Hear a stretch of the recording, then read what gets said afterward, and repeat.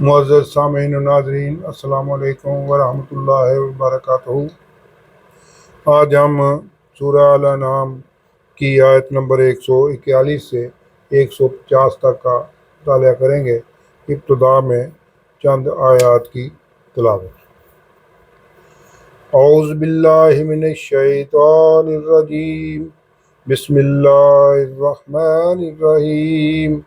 وَهُوَ الَّذِي يَنشَأُ جنات معروشات وغیر معروشات والنخل والزرع مختلفا أكله والزيتون والرمان متشابها وغیر متشابه كلوا من ثمره إذا أثمر وآتوا حقه يوم حصاده ولا تسرفوا انہ لا یحب المسرفین۔ صدق اللہ العظیم۔ اب آیت نمبر 141 سے 150 تک کا ترجمہ۔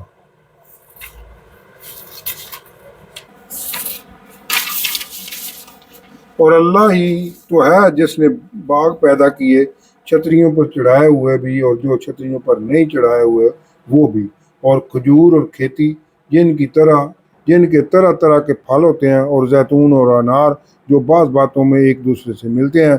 جب یہ چیزیں پھلیں تو ان کے پھل کھاؤ، اور جس دن پھل توڑو اور کھیتی کاٹو تو اللہ کا حق بھی اس میں سے ادا کرو، اور بے جا نہ اڑاؤ کہ اللہ بے جا اڑانے والوں کو دوست نہیں رکھتا۔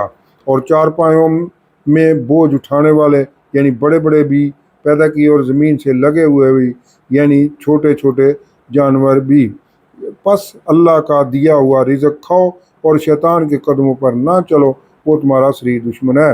یہ بڑے چھوٹے چارپائے 8 قسم کے ہیں، دو بھیڑوں میں سے اور دو بکریوں میں سے، یعنی ایک نر اور ایک مادہ۔ اے پیغمبر، ان سے پوچھو کہ اللہ نے دونوں کے نروں کو حرام کیا یا دونوں کی ماداؤں کو، یا جو بچہ ماداؤں کے پیٹ میں لپٹ رہا ہو اسے حرام کیا؟ اگر سچے ہو تو مجھے سند سے بتاؤ۔ اور دو اونٹوں میں سے اور دو گایوں میں سے، ان کے بارے میں بھی ان سے پوچھو کہ اللہ نے دونوں کے نروں کو حرام کیا ہے یا دونوں کی مادنیوں کو، یا جو بچہ مادنیوں کے پیٹ میں لپٹ رہا ہو۔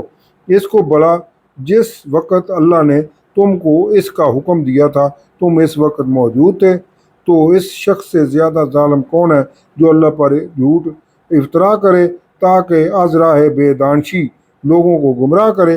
کچھ شک نہیں کہ اللہ ظالم لوگوں کو ہدایت نہیں دیتا۔ کہو کہ جو احکام مجھ پر نازل ہوئے ہیں ان میں کوئی چیز جسے کھانے والا کھائے حرام نہیں پاتا بجز اس کے کہ وہ مرا ہوا جانور یا بہتا لہو یا سور کا گوشت، کہ یہ سب ناپاک ہیں، یا کوئی گناہ کی چیز ہو کہ اس پر اللہ کے سوا کسی اور کا نام لیا گیا ہو، اگر کوئی مجبور ہو جائے لیکن نہ تو نافرمانی کرے اور نہ حد سے باہر نکل جائے تو تمہارا پروردگار بخشنے والا مہربان ہے۔ اور یہودیوں پر ہم نے سب ناخن والے جانور حرام کر دیے تھے، اور گایوں اور بکریوں سے ان کی چربی حرام کر دی تھی، سوائے ان کے جو ان کے پیٹھ پر لگی ہو یا اوجری میں ہو یا ہڈی میں ملی ہو۔ یہ سزا ہم نے ان کو ان کی شرارت کے سبب دی تھی، اور ہم تو سچ کہنے والے ہیں۔ اور اگر یوں لوگ تکذیب کریں گے تو کہہ دو تمہارا پروردگار صاحب رحمت وسیع ہے، مگر اس کا عذاب گناہ گاروں لوگوں سے نہیں ٹلے گا۔ جو لوگ شرک کرتے ہیں وہ کہیں گے کہ اللہ اگر چاہتا تو ہم شرک نہ کرتے، اور نہ ہمارے باپ دادا شرک کرتے، اور نہ ہم کسی چیز کو حرام ٹھہراتے۔ اسی طرح ان لوگوں نے تکذیب کی تھی جو ان سے پہلے تھے، یہاں تک کہ ہمارے عذاب کا مزہ چکھ کر رہے۔ کہہ دو کہ کیا تمہارے پاس کوئی سند ہے؟ اگر ہے تو اسے ہمارے سامنے نکالو۔ تم محض خیال کے پیچھے چلتے اور اٹکل کے تیر چلاتے ہو۔ کہہ دو کہ اللہ ہی کی حجت غالب ہے، اگر وہ چاہتا تو تم سب کو ہدایت دے دیتا۔ کہو کہ اپنے گواہوں کو لاؤ جو بتائیں کہ اللہ نے یہ چیزیں حرام کی ہیں، پھر اگر وہ آ کر گواہی دیں تو تم ان کے ساتھ گواہی نہ دینا اور نہ ان لوگوں کی خواہشوں کی پیروی کرنا جو ہماری آیات کو جھٹلاتے ہیں اور آخرت پر ایمان نہیں لاتے اور بتوں کو اپنے پروردگار کے برابر ٹھہراتے ہیں۔ یہ آیت نمبر 141 سے 150 تک کا ترجمہ تھا۔ اب ان آیات کی تفسیر النور۔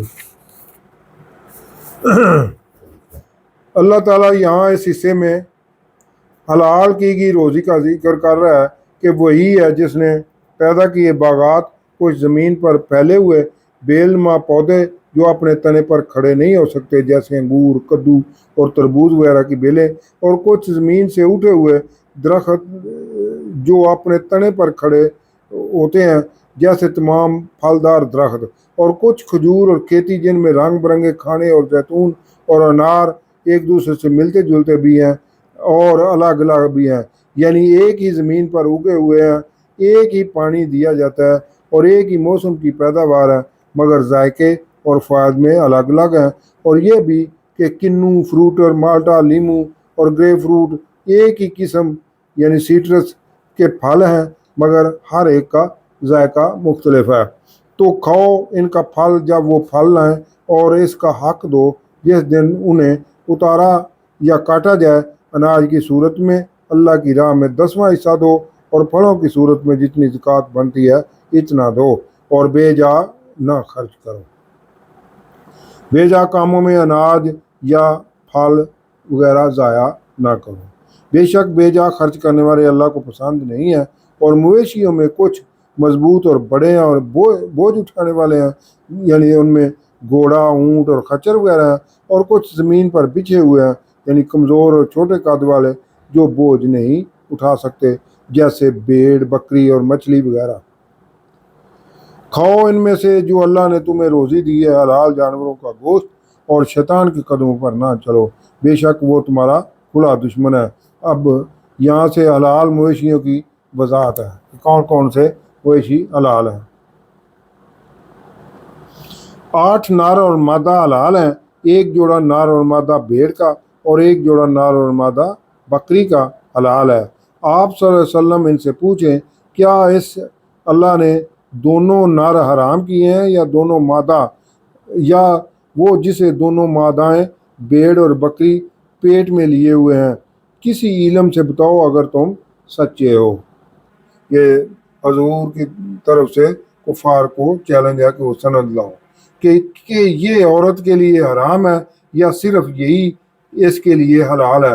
اب تیسرا اور چوتھا جوڑا، ایک جوڑا نر اور مادہ اونٹ کا اور ایک جوڑا نر اور مادہ گائے کا حلال ہے۔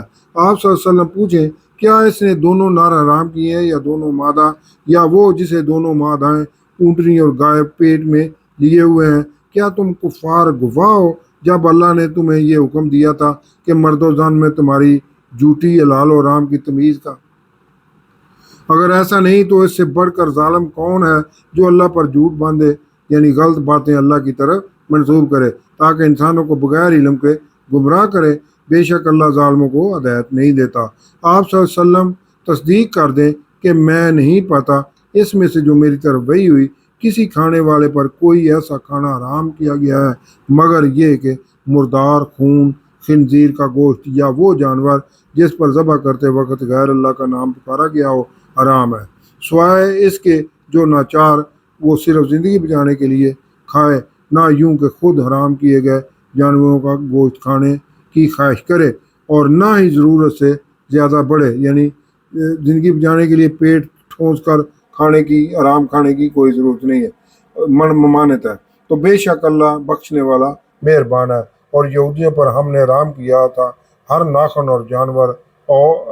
والا جانور اور گائے اور بکری کی چربی بھی ان پر حرام کی گئی تھی، اس چربی کے جو سوائے اس کے چربی کے جو ان کی پیٹھ پر لگی ہو یا آنت یا ہڈی سے ملی ہو، یہ صلہ ان کی سرکشی کا تھا، یعنی یہودیوں کی سرکشی کے باعث انہیں کمزور اور بزدل بنانے کے لیے ان پر یہ حلال چیزیں بھی ان پر حرام کر دی گئی تھی۔ اور بے شک ہم ضرور سچے ہیں یعنی ان کی سرکشی ہی حلال چیزیں ان پر حرام کرنے کی اصل وجہ تھی۔